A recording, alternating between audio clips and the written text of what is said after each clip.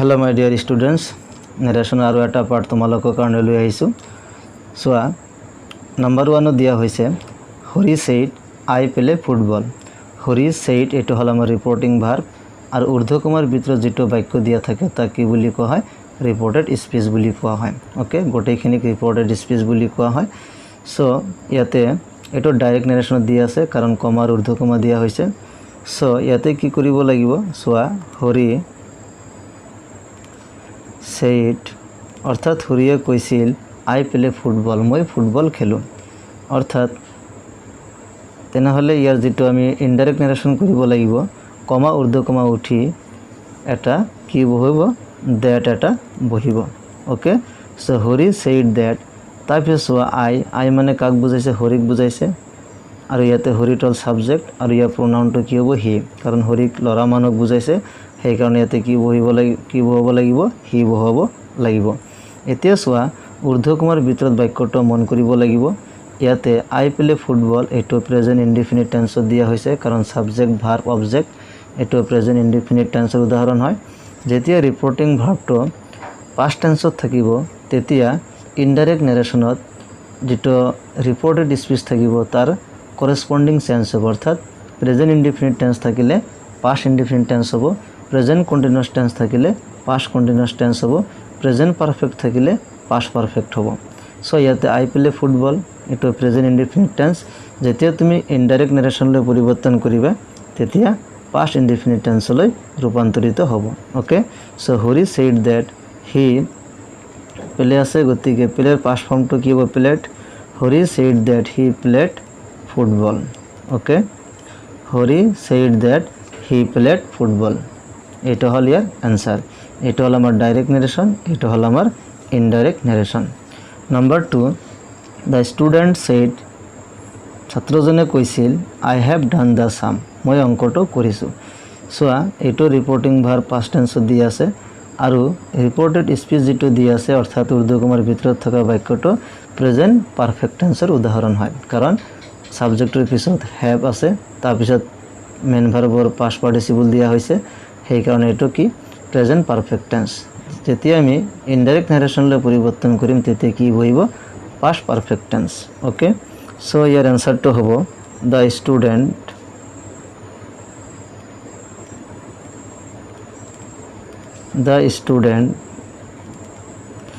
said that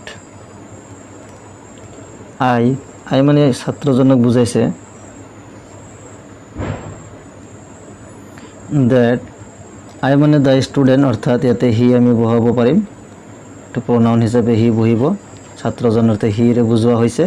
the student said that he তাৰপিছত past perfect টেন্সত B ভাৰ্বটো কি বহিব had বহিব এটো প্ৰেজেন্ট পাৰফেক্ট টেন্স আছিল প্ৰেজেন্ট পাৰফেক্ট টেন্স থকা কাৰণে হ্যাভ বহিছিল কিন্তু যেহেতু আমি পাস্ট পাৰফেক্ট টেন্সলৈ পৰিৱৰ্তন কৰি আছো সেই কাৰণে এতে কি বহিব হ্যাড বহিব হি হ্যাড পাস্ট পার্টিসিপল এটো থাকিব same he had done the sum বাকিখিনি same থাকিবতে। so the student said that he had done the sum। number 3 she said I have eaten rice। so আগৰ নিচিনাকৈ এটো আনসাৰ কৰিম আমি Sita said that I মানে সীতাক বুজোৱা হৈছে গতিকে এটো সি হ'ব Sita said that she I have eaten rice এটো প্রেজেন্ট পারফেক্ট টেন্স আছে গতিকে কি হ'ব past perfect tense she had eaten rice। okay she had eaten rice। number 4 I said Ram is reading a book। I said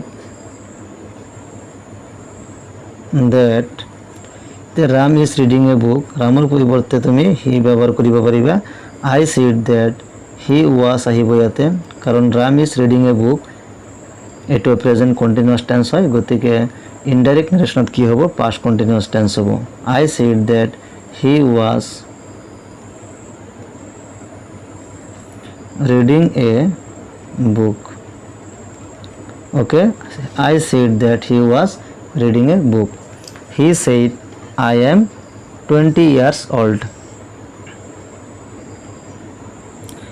he said that কমা ঊর্ধ্ব কমা উঠি that বহিব হি said that আই মানে হিক বুঝা হয়েছে হি I am 20 years old এটো present indefinite tense গতিকে past indefinite tense লৈ পরিবর্তন হব হি said that he was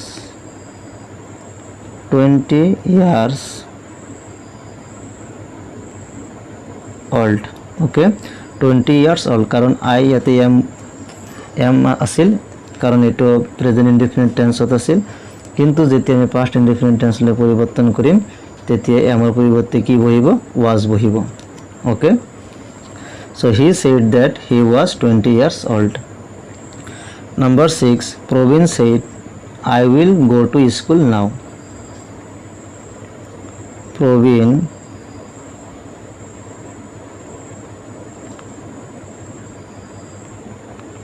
said that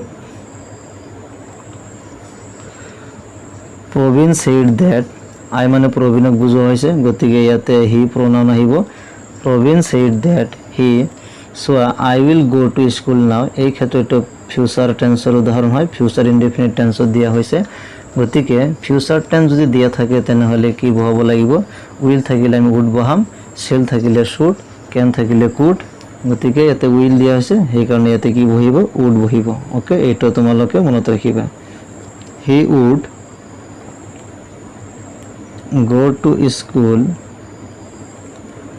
now থাকিলে কি বহাব লাগিব then বহাব লাগিব ওকে এটা মনত রাখিবা now থাকিলে কি হয় then so Provin said that he would go to school then number 7 Kamal said I visited Kolkata long ago okay so Kamal said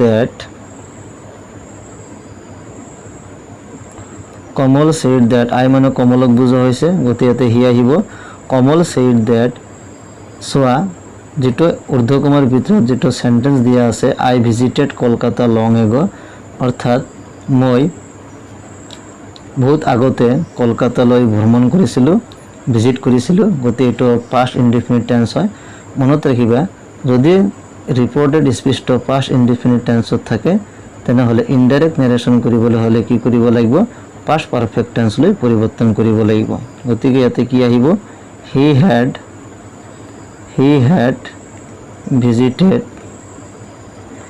had visited Kolkata